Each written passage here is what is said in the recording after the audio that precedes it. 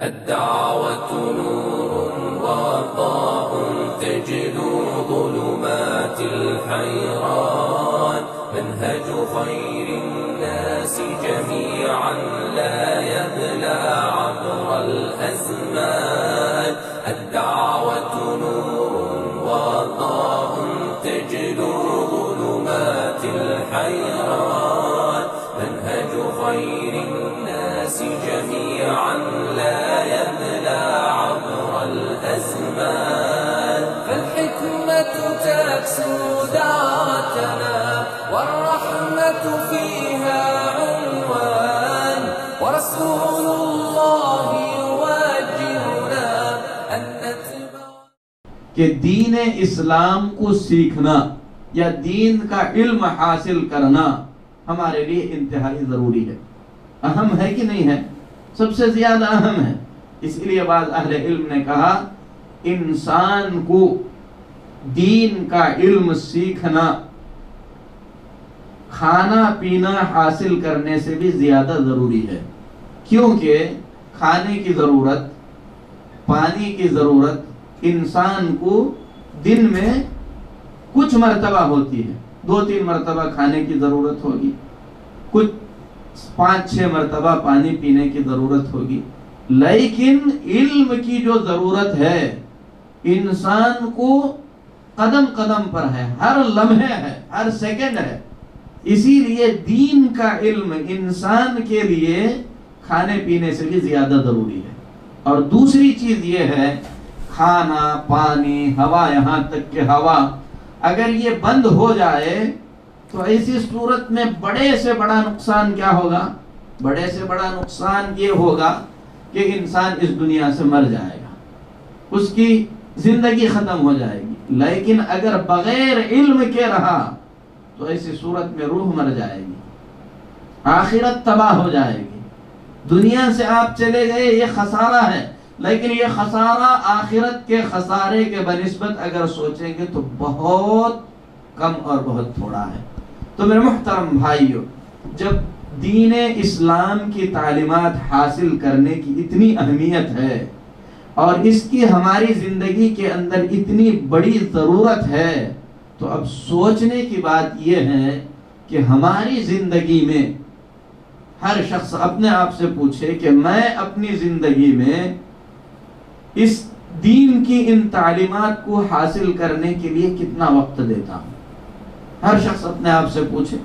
Duty کم سے کم 8 گھنٹے ہم کرتے ہیں، کمانے کے لیے ہمارے پاس وقت ہے، پورے طور پر پلاننگ ہوتی ہے، سب کچھ ہوتا ہے. دین سیکھنے کے لیے ہمارے پاس کتنا وقت ہے؟ دین حاصل کرنے کے لیے ہم کتنی کوشش کرتے ہیں؟ افسوس اور تعجب ہوتا ہے ہمارے پورے معاشرے پر غور کرنے سے. میں بذات خود کویت میں رہتا ہوں، وہاں پر بہت سارے ہمارے ساتھیوں کو دیکھتا ہوں، دنیا بھر کی مشقتیں، دنیا بھر کی پریشانیاں برداشت کر کے آدمی ایک ملک سے دوسرے ملک تک سفر کر کے جاتا ہے تاکہ کچھ کمائے اور اس سے عیش و آرام کی زندگی جیے. کتنی زندگی جیے گا؟ 60-70 سال کی زندگی جیے گا، بہت لمبی کہیں تو.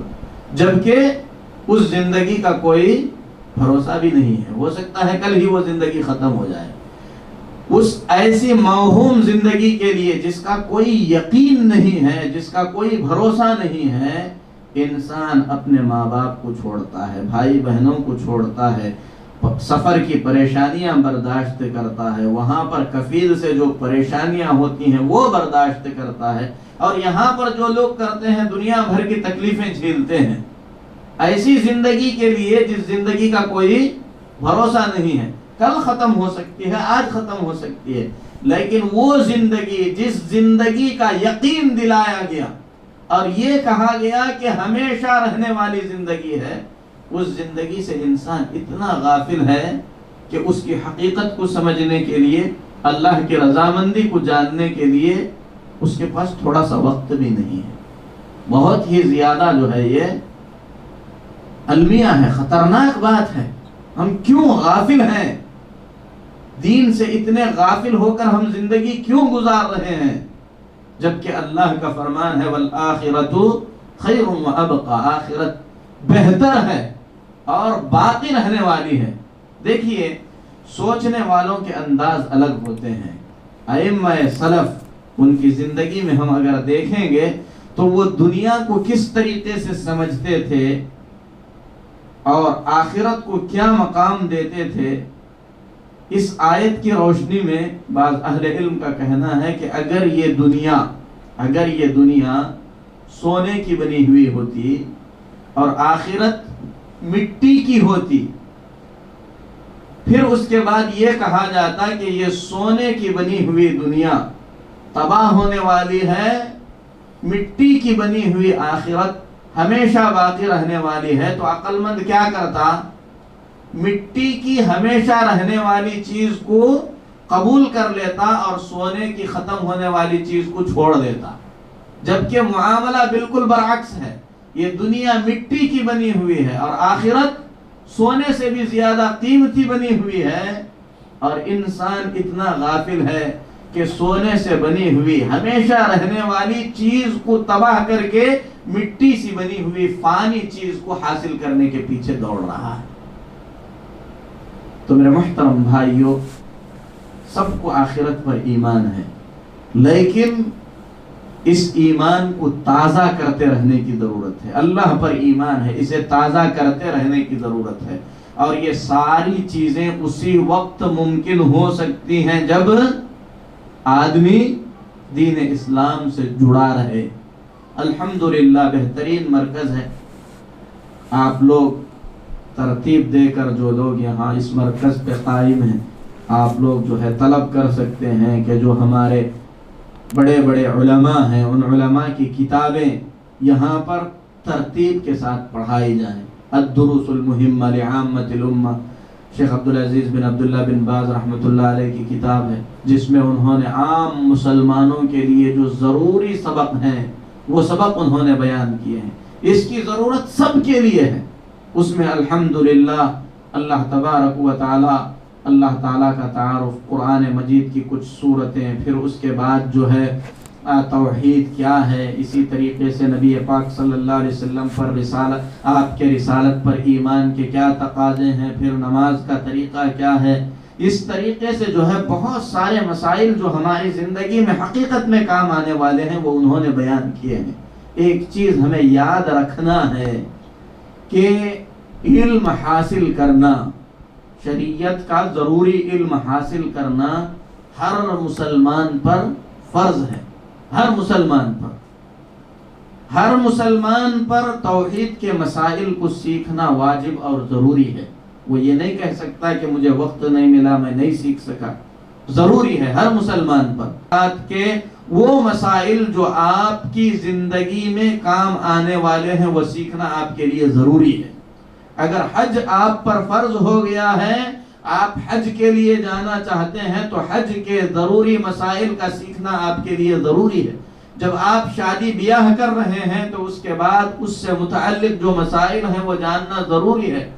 زندگی کو ہم مسجد الگ، زندگی گزارنے کا طریقہ الگ، ایسا ہرگز نہ بنائیں۔ اسلام ضابطہ حیات یعنی زندگی گزارنے کا طریقہ ہی ہے۔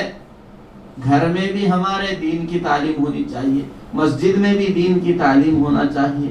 علم حاصل کرنے میں سب سے پہلے ہماری نیت یہ ہونی چاہیے کہ جو باتیں مجھے معلوم نہیں ہیں اللہ کو راضی کرنے کے لیے میں وہ باتیں سیکھوں۔ علم حاصل کرنے میں ہمارا مقصد یہ ہونا چاہیے کہ جو باتیں میں سیکھوں اللہ کو خوش کرنے کے لیے، اللہ کو راضی کرنے کے لیے ان باتوں پر میں عمل کروں۔ اللہ تعالیٰ علم میں بھی برکت دے گا۔ پھر جتنا ہمیں معلوم ہوا اسے ہم بتائیں۔ بتانے کے لیے اسٹیج ضروری نہیں ہے، آپ جس سے ملیں، راستے میں ملیں، الحمدللہ وہاں پر جو کچھ بھی آپ نے دیکھا، کوئی منکر ہو رہا ہے اسے بتائیں، آپ کسی اچھے کام کے لیے جا رہے ہیں اپنے ساتھ میں لے کر چلیں۔ اسٹیج ضروری نہیں ہے۔ ہر مسلمان دین کا اتنا علم حاصل کرے جتنا اس کی زندگی کے اندر ضروری ہوتا ہے، یہ اس کے لیے واجب ہے، ضروری ہے۔ اگر وہ نہیں کرے گا تو علم نہ حاصل کرنے کا ایک گناہ اسے ہوگا، اور دوسرا جو واجبات اس پر تھے اسے ترک کرنے کا گناہ بھی اسے ہوگا۔ خاص کر جب اللہ تبارک و تعالی موقع دیا ہے، مرکز قائم کیے گئے ہیں، اہل علم آپ کے بیچ میں موجود ہیں، ایسے لوگ موجود ہیں جو آپ کو اللہ اور اس کے رسول کا راستہ بتا سکتے ہیں، تو ایسی صورت میں اسے غنیمت سمجھ کر، ان لوگوں کو یہ سمجھ کر کہ سکھا کر ہم پر احسان کر رہے ہیں، اور اس بات کو یاد رکھیں، جو آدمی آپ کو دین کی بات سکھائے وہ آپ پر سب سے بڑا احسان کر رہا ہے، کیونکہ سب سے بڑا تحفہ وہ آپ کو دے رہا ہے۔ اسی لیے ائمہ سلف صحابہ کرام میں جو انہیں سکھاتے تھے، ان کی تعظیم اتنی زیادہ تھی کہ ان کو خوش کرنے کے لیے کبھی ان کے جانور کی خدمت کرتے تھے، ان کی سواری کی خدمت کرتے تھے، کبھی ان کے جو ہے آگے پیچھے چلتے تھے، تاکہ خوش ہو کر دل سے انہیں کچھ دین کی باتیں سکھائیں۔ اور یہی چیز کام آنے والی ہے، یہی چیز باقی رہنے والی ہے۔ اللہ تعالیٰ نے اولاد سے نوازا ہے تو خود اس قابل بنے کہ اولاد کی صحیح تربیت کریں، اور زیادہ علم انہیں دینے کے لیے جو اہل علم ہیں ان کے پاس بھیجیں۔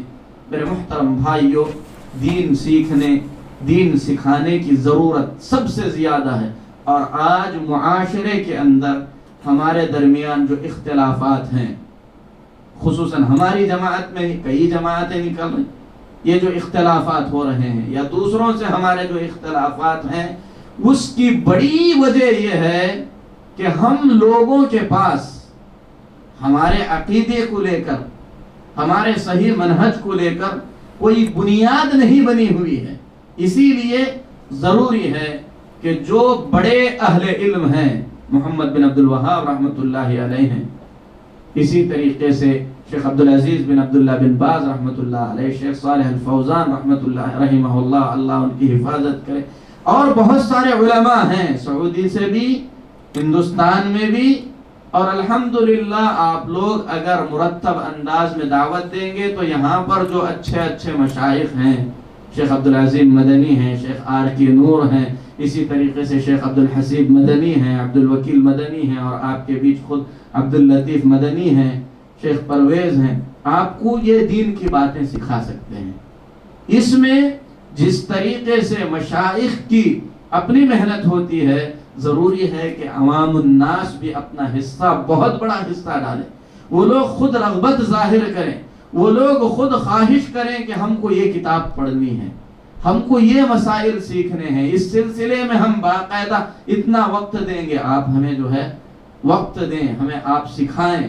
تو میرے محترم بھائیو، اس طریقے سے اگر ہم سیکھیں گے، ہمارے پاس ہمارے عقائد، ہمارے منہج اور ہمارے جو ہے عقیدے کے سلسلے میں بنیادی باتیں آ جائیں گی، تو پھر اس کے بعد آنے والا آ کر کوئی بھی شبہہ ڈالے، کوئی بھی شک ڈالے، کسی بھی طریقے کا فتنہ لائے، الحمدللہ وہ فتنہ اثر انداز نہیں ہوگا۔ لیکن اگر بنیاد ہی نہیں ہے تو ایسی صورت میں آدمی جو بھی کہہ رہا ہے اس کے پیچھے جا کر خود بھی گمراہ ہو جائے گا۔ اسی لیے دین کا جو واجب اور ضروری علم ہے، اسے سیکھنے کے لیے جو بھی راستے آپ کو اپنانے پڑے ان راستوں کو اپنائیں، اور یاد رکھیں کہ اس علم کو حاصل کرنا جتنا ضروری ہے اتنا ہی زیادہ اس علم کو حاصل کرنا ثواب کا کام بھی ہے۔ اگر ہم اس علم کے لیے وقت نکالتے ہیں، کتنی بڑی بڑی فضیلتیں ہیں، اگر ان فضیلتوں کا ہمیں صحیح تصور ہو جائے کہ یہ علم حاصل کرنے کے لیے جب ہم کوشش کرتے ہیں، اس سے اللہ کتنا خوش ہوتا ہے، اس سے ہماری آخرت کتنی سنورتی ہے، اس سے ہم پر کتنی رحمتیں اترتی ہیں، اگر اس کا صحیح علم ہو جائے تو آدمی صحیح طور پر اسے سمجھ لے گا، تو ایسی صورت میں اس بات کی کوشش کرے گا کہ اس کا پورا وقت علم حاصل کرنے میں گزرے۔ اللہ تعالیٰ نے فرمایا، اللہ کے نبی صلی اللہ علیہ وسلم نے فرمایا، من سلک طریقا یلتمس فیہ علما سہل اللہ لہ بہ طریقا الی الجنہ۔ جو آدمی علم حاصل کرنے کی خاطر، علم حاصل کرنے کے لیے، علم حاصل کرنے کے واسطے کوئی راستہ طے کر کے جائے گا، کہیں سے آئے گا، جو راستہ وہ چل کر گیا، طے کر کے گیا، اس کی اس محنت اور کوشش کی وجہ سے اللہ تعالیٰ اس کے لیے جنت کا راستہ آسان کرے گا۔ کتنی بڑی جو ہے اللہ تعالیٰ کی طرف سے عنایت ہے، انعام ہے۔ ذرا سوچو ہم کیا دے رہے ہیں اور اللہ کیا دے رہا ہے۔ ہم تھوڑا پریشانی اٹھا کے دین سیکھنے آ رہے ہیں، اس کے بدلے اللہ کیا دے رہا ہے؟ جنت کا راستہ اللہ آسان کر رہا ہے۔ کتنی بڑی نعمت ہے، ذرا سوچیں اسے کبھی ہم۔ اللہ کے نبی صلی اللہ علیہ وسلم فرماتے ہیں مجتمع قوم فی بیت من بیوت اللہ، اگر کچھ لوگ اللہ کے کسی گھر میں جمع ہوتے ہیں، اکٹھے ہوتے ہیں، اللہ تعالیٰ کی کتاب کو پڑھتے ہیں، سمجھنے کی کوشش کرتے ہیں، اس کا مدارسہ کرتے ہیں، ایک دوسرے کو سیکھتے اور سکھاتے ہیں، کیا ہوتا ہے؟ اللہ کی رحمت ان پر چھا جاتی ہے۔ پہلی نعمت اللہ کی رحمت اترتی ہے۔ اللہ کی رحمت کے ہم کتنے محتاج ہیں، اللہ اپنی رحمت بھیجتا ہے۔ دوسری چیز، اللہ تبارک و تعالی کے ملائکہ، اللہ کے فرشتے ان پر اپنے پر بچھاتے ہیں۔ حفتہم الملائکہ، فرشتے انہیں ڈھانک لیتے ہیں۔ کتنی بڑی چیزیں ہوئی، ذرا سوچو۔ خالی ہم علم حاصل کرنے کے لیے آ رہے ہیں، جنت کا راستہ آسان ہے، اللہ کی رحمت اتر رہی ہے، اللہ کے فرشتے ہمیں ڈھانک رہے ہیں۔ وَذَكَرَهُمُ اللَّهُ فِي مَنْ عِنْدَهُ، یہ اتنی بڑی نعمت ہے کہ اللہ تبارک و تعالی جو اس کے پاس ہیں، ملائکہ فرشتے جو اللہ تعالیٰ کے پاس ہیں، ان میں ان بندوں کا ذکر کرتا ہے۔ اللہ تعالیٰ ان بندوں کا ذکر کرتا ہے ان کے پاس جو اللہ کے پاس ہیں۔ کتنی بڑی نعمت ہے، اللہ ذکر کرے، اللہ تبارک و تعالی ہمارے بارے میں بات کرے، اگر ہم علم حاصل کریں یہ سوچ کر ہی کتنی بڑی خوشی ہوگی۔ اتنا ہی نہیں، اللہ کے نبی صلی اللہ علیہ وسلم نے فرمایا فرشتے علم حاصل کرنے والے کی جو عبادت ہے، اس کی جو کرامت ہے، اسے جو مقام دیا جا رہا ہے، اس کی وجہ سے اپنے پر اس کے نیچے بچھا دیتے ہیں۔ سمندر کے اندر پائی جانے والی مچھلیاں اور چیونٹیاں تک اس کے حق میں دعا کرتی ہیں۔ کیوں؟ کیونکہ جو شریعت کا علم ہے اگر حقیقت میں آ جائے لوگوں میں، اس سے پوری انسانیت کو ہی نہیں بلکہ پوری کائنات کو فائدہ ہے۔